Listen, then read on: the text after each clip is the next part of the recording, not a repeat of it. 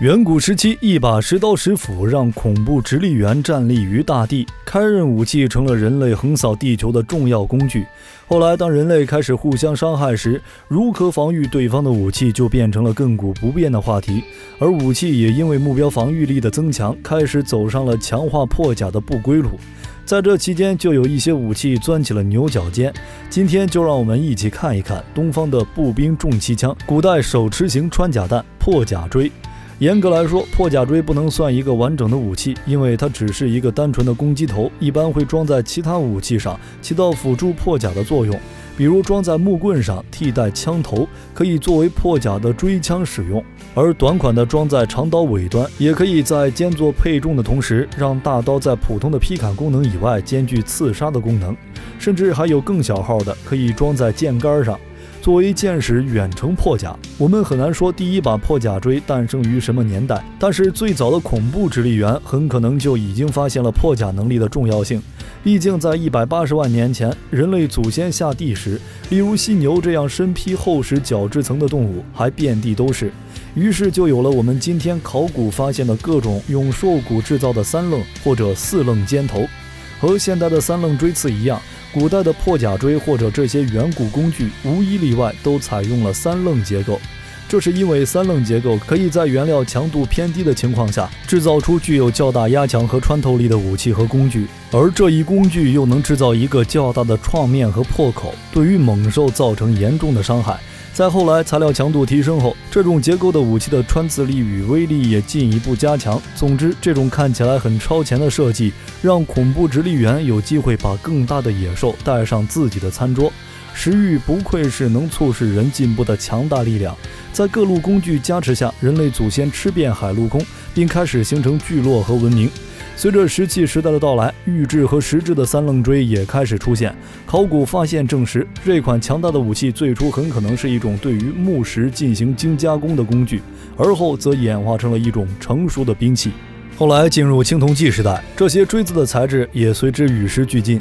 考古发掘到的第一把青铜三棱刺锥诞生于距今3200余年的商代早期，这也是最早发展出来的金属三棱破甲锥。这把三棱锥的棱结构和之前的石制和骨制的同类产品有着很大的不同，它的棱间距更大，头部偏短，但是更尖，很显然拥有长长的后颈。很明显，这种武器是利用挺接的形式固定在长柄上的，这种在短兵器大行其道的商代属于一个异类。破甲锥能被一直沿用的一个主要原因，其实就是因为它的老对手那些野兽们依然存在。他们虽然死了，但又没完全死。商是个特殊的朝代，此时已经出现了阶级分化，有钱的贵族们开始用各种牲畜皮革乃至犀牛皮制作铠甲，于是三棱锥再次获得了用武之地，开启了专杀有钱人的罪恶一生。但是随着武器种类的丰富，尤其是更多的重武器出现，破甲锥的就业环境急速恶化。之后，无论是秦末的农民起义，还是汉代的征伐四方，我们都没能看到这款兵器的身影。但随着东汉统治的衰落和地方士族势力的作强，山出铜铁、自炼兵甲、割据一方、自诩诸侯的情况变得越来越普遍。但是跟政府的军工厂比起来，这些割据后的地区小作坊业务水平实在捉急，平时最多只是锻造个厨子锤头，突然让制造武器，就算造出来了，强度也没法和专业的相比。此时朝廷的精锐部队已经普及了铁甲，粗糙的劣质铁制造的武器并不足以伤及他们分毫。于是这些地头蛇们再次开始将目光投向已经被遗忘了很久的破甲武器破甲锥。虽然成功焕发了第二春，但破甲锥过于原始的构造依然是不堪旧用，因为破甲锥唯一的攻击方式就是一招咸鱼突刺，它牺牲了一切其他功能来特化穿刺性能，就像欧洲骑士装配的重骑枪一样，它就是为戳人而生，干不了别的。用来劈砍的话，效果不会好过一根铁棍，而且可以做的纤细的锥体还可能因此折断。如此摆烂的功能多样性，在高强度内卷能多一个功能就多一个的冷兵器界已经非常落后了。即见了能笑出声。到了两晋，由于灌钢技术的发展，钢铁铠甲变得更加坚固和普及。这使得更利于破甲的槊开始出现。所以在随后的几百年间，三棱破甲锥再也没有作为部队的正规武装出现过。但这对于基本入土的破甲锥来说已经不算什么了，并且在两宋时期各路重甲横扫战场，不忍甲、铁浮屠、铁窑子，此时就算破甲锥揭冠而起也无法奈何他们，真是天大的笑话。堂堂破甲锥竟然破不了甲了，只能看着他们在自己坟头蹦迪。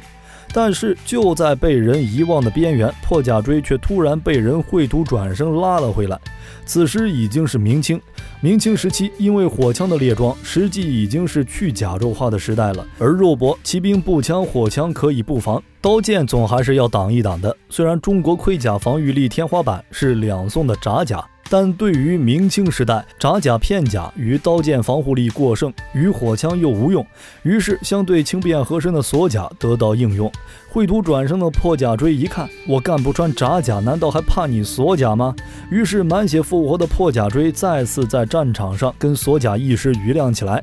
其实欧洲也产生过很多类似功效的武器，最典型的就是锥头枪。枪尖是一根细长的铁刺，就像一把大号的锥子，极易突破锁环，但因为同时还有很多例如鹤嘴锄、钉头锤一样的敲打杂击武器，也可以突破锁甲的防御，因此在就业条件上也没什么优势。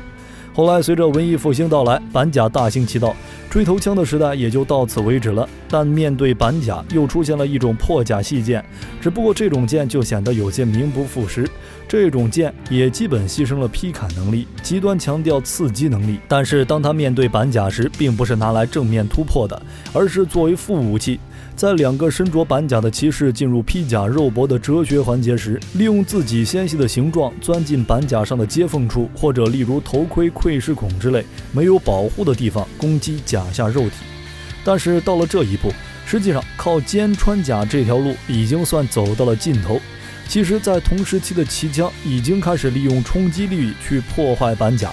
而如今的穿甲弹则依赖于更复杂的门罗效应。但破甲锥毫无疑问都是人类漫长破甲史上的第一步，也是非常重要的一步。现在你还觉得各路被称作破甲神器的武器名副其实吗？揭开历史面纱，探寻神秘冷兵器。本期的分享到了这里就结束了，喜欢冷兵器的朋友可以点个关注，下期和您分享更精彩的内容。我们下期内容再见。